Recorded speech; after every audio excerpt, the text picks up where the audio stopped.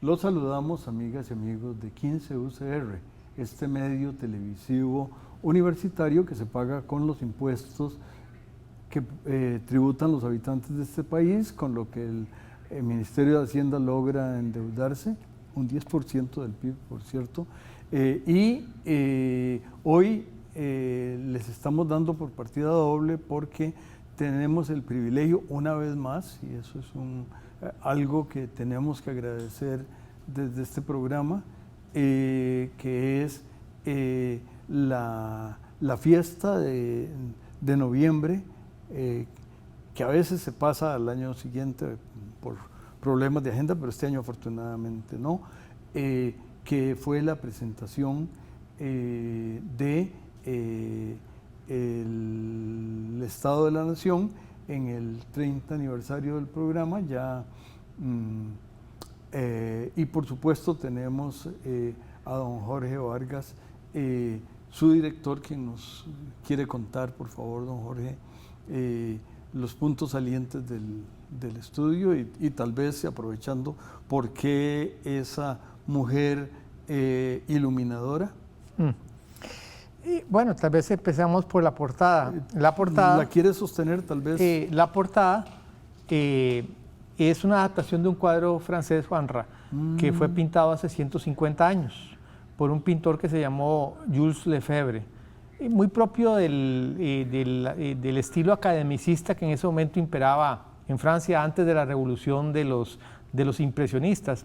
El cuadro, lo importante, se llama La Verdad. La Verdad es una mujer, ¿verdad? Y que tiene un espejo. Esto que alumbra es un espejo. Ah. Exacto. Y nosotros lo adaptamos, por supuesto, lo ensombrecimos, ¿verdad?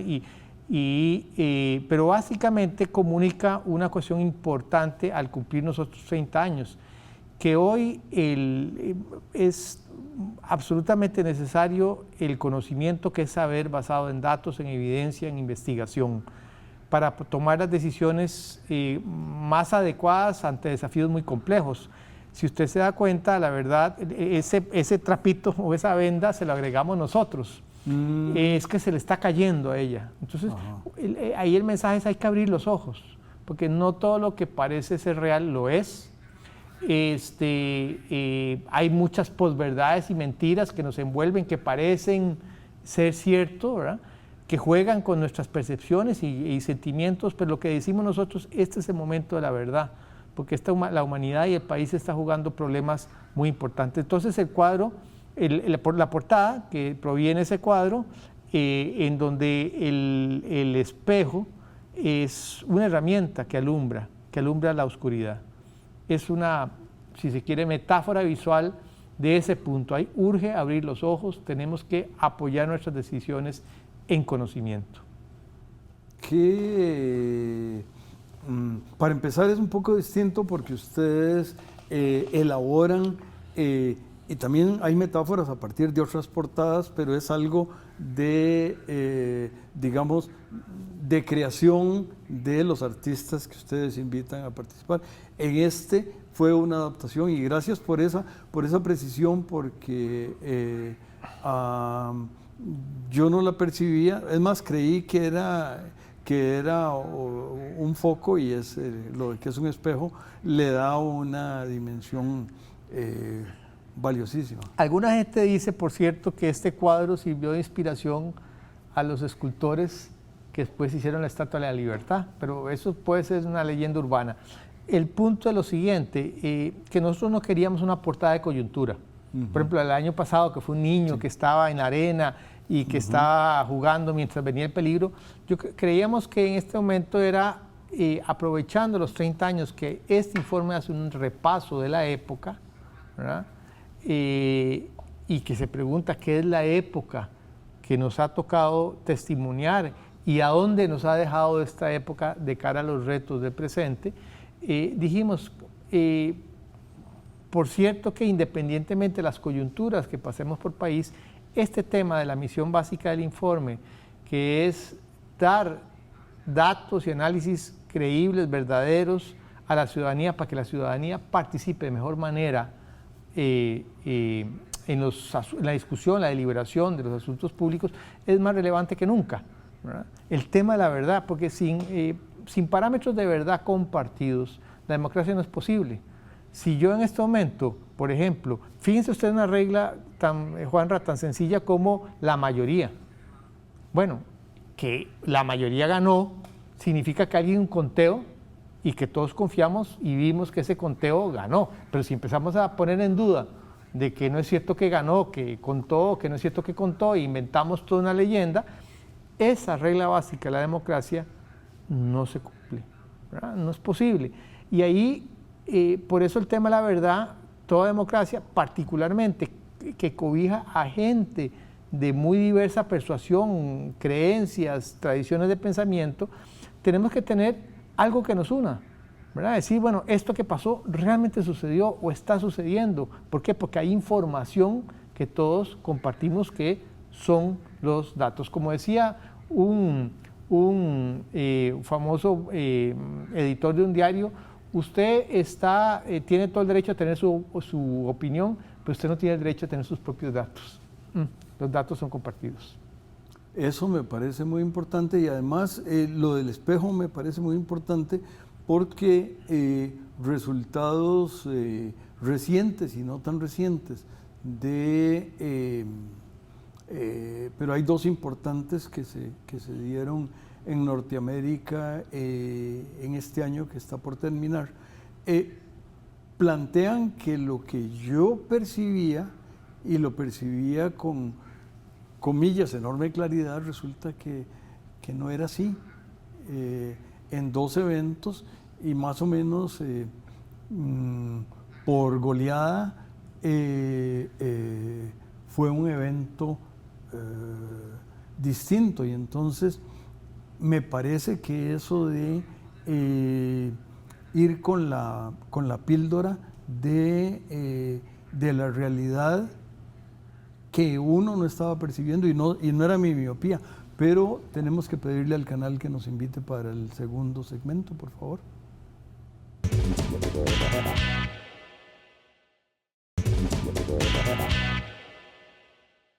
Don Jorge, una de las cosas que el último capítulo del informe plantea de manera contundente, ahí el espejo casi nos da un golpe en la cara, es el problema de la criminalidad. No es que no había, no es que no hubo, pero ese detallado y como todo, o lo que ustedes hacen, cualitativo, cuantitativo y claro, perciben ustedes desde los autores, perciben ese golpe.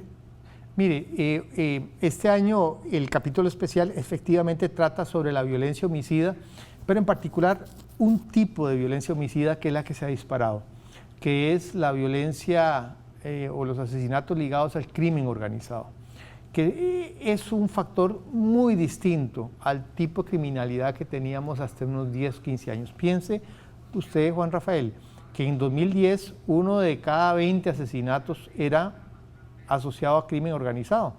Hoy en día 7 cada 10. Ahora, cuando hablamos de crimen organizado, ¿de qué estamos hablando? Estamos hablando, por supuesto, de narcotráfico, que en Costa Rica es el principal actor, pero estamos hablando también de contrabando de personas, de armas, tráfico de personas, de armas, de contrabando de cosas, ¿verdad? Eso hay distintos actores, pero indudablemente, como decía yo, el actor principal es el crimen organizado, lo cual plantea del crimen organizado es el narcotráfico, lo cual plantea una complejidad que no tiene, por ejemplo, El Salvador. En El Salvador lo que tiene usted como crimen organizado principalmente eran maras, que son grupos, o son las maras, grupos locales o federación de grupos locales dedicadas a la extorsión. Entonces la respuesta ahí, más allá si usted está de acuerdo o no, que era el tipo correcto, que es compatible con los derechos humanos o no, ahí la política fue meterlos todo el mundo a la cárcel y bajar los niveles de extorsión y la criminalidad, cosa que se logró. Pero eso, cuando usted no es la receta para ese tipo de crimen organizado que hay en Costa Rica, transnacional, en donde está metido, porque hoy Costa Rica no es solo un puente de narcotráfico, es también bodega, es también una plataforma de servicio logístico, es también un lugar de blanqueamiento de capitales e inversión en producción. Y usted tiene toda la cadena, y los economistas dirían está integrada, ¿verdad? Desde lo más básicos, los asociados con las bandas locales donde están los sicariatos, hasta la gente que puede estar en posiciones de mucho poder económico y político que mueve sus influencias. Y ahí entonces la respuesta no es tan sencilla, es decir, metámonos todos a la cárcel. ¿Por qué? Porque una parte de estos actores está en Costa Rica, otra parte no está en Costa Rica, están metidos en cadenas de valor que tienen además sedes en Europa, en Colombia, en México. Y entonces nosotros hicimos con el apoyo de múltiples instituciones, el OIJ, el Instituto Costarricense, el ICD contra las drogas, las policías, nos dieron información muy detallada, que usualmente no está a disposición, por supuesto anonimizada y todo, y con todo los resguardos del caso, para poder analizar dónde están esos fenómenos de mayor violencia con mucha precisión, y salen en el informe. Pero además de dar ese cuadro general, entramos a hacer investigaciones, por ejemplo, de cómo impacta ciertas actividades, y nos dimos cuenta, por ejemplo, que las oportunidades laborales en los cantones más azotados por este tipo de violencia disminuyen, ¿verdad? Y más bien se benefician cantones entre más lejos están de la violencia. Es decir, la violencia crea un ecosistema que también afecta el tejido productivo. El punto a lo que voy es que más allá del diagnóstico que ciertamente hicimos, que es más detallado, creo que no se ha publicado en Costa Rica un diagnóstico tan detallado relacionado con el crimen organizado, fuimos a preguntarle, con el apoyo también de autoridades y todo, a comunidades que están en la línea, a dirigentes, funcionarios que están en la línea de fuego, las comunidades más afectadas, Parrita, Golfito, Corredor, El Limón, ciertas zonas de San José, y además con especialistas decir, bueno, ¿y qué podemos hacer? ¿Qué es lo que podemos hacer? ¿Qué podemos hacer? Mire, es muy interesante en el caso de la gente que está en la línea de frente, ¿verdad? En la trinchera, de gente muy diversa que hay ahí, desde directores de colegio hasta policías, gente de las municipalidades. Nos dijeron, mira, 140 propuestas, las 6 o 5 más importantes fueron, número 1, entender que la política de seguridad no es un tema del Ministerio de Seguridad solo, es un tema transversal a toda la política pública, a la política de fomento productivo, tiene que hacerse pensando que hay un actor que está tratando de meterse en el tejido productivo, en el sistema financiero con todas las regulaciones, porque estamos blanqueando capitales. Es también un tema de política preventiva, por ejemplo, más educación, mejor educación, más oportunidades de empleo, decían. Esto es fundamental, con un enfoque territorial. No es lo mismo la política en Punta Arenas o en Limón que en La Cruz o en Corredores. Entonces, esos enfoques. Y por supuesto, toda la parte de fortalecimiento de la policía, de los cuerpos policiales y de la inteligencia. Entonces fueron señalando estas cosas y dijeron, vea, al final lo que sacamos como conclusión fue que lo que estaban planteando es una combinación de política preventiva y de política represiva, ¿verdad? Pero sobre todo dos cosas. Número 1, Juan Rafael, la política de seguridad no es cosa de un ministerio, porque el actor que estamos enfrentando es así de complejo. Si usted mete a 1000 sicarios a la cárcel hoy en día, van a aparecer otros 1000 sicarios si no se siguen generando oportunidades. Y la segunda cosa es, hay políticas de largo plazo, especialmente las preventivas, pero el largo plazo se refiere a la cosecha, no al momento de actuar. El largo plazo empieza hoy. Me llamó la atención que unos colegas míos, hicimos un trabajito sobre la abstención en las elecciones de municipalidades y medido como se pudiera medir, y había 2 medidas que incorporamos, el tema de la violencia resultó significativo. Eran ecuaciones cantonales y resultó significativo para lo que eso quiera decir. Eso ha sido, por ejemplo, muy estudiado también en Colombia por James Robinson, por cierto, que tuvo ahora el premio Nobel, y él muestra esa relación como la violencia deprime la ciudadanía, pero deprime también el desarrollo productivo. Pues vamos a pedirle al canal que nos invite al tercero y último segmento, Jorge.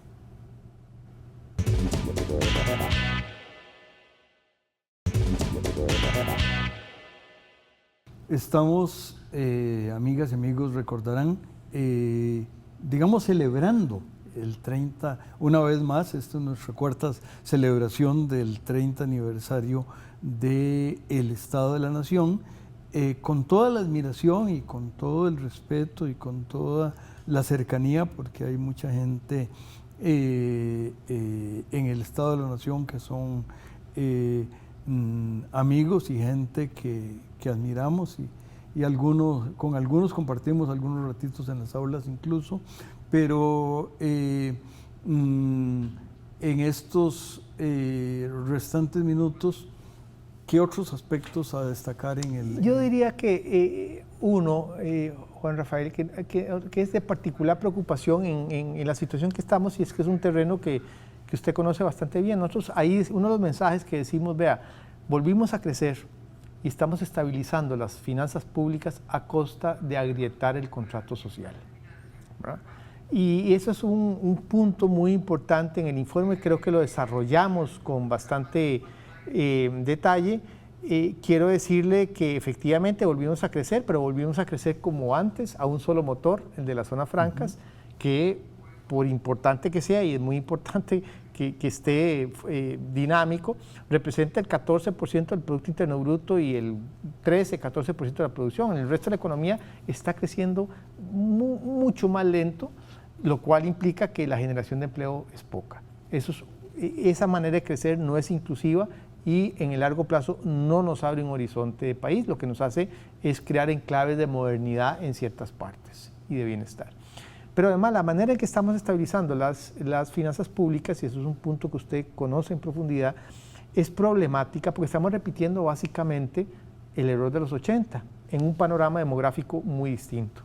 En los 80, para estabilizar las finanzas públicas, que hay una gran crisis, cortamos en aspectos centrales del desarrollo humano, como en educación y salud, con consecuencias que aún hoy sentimos.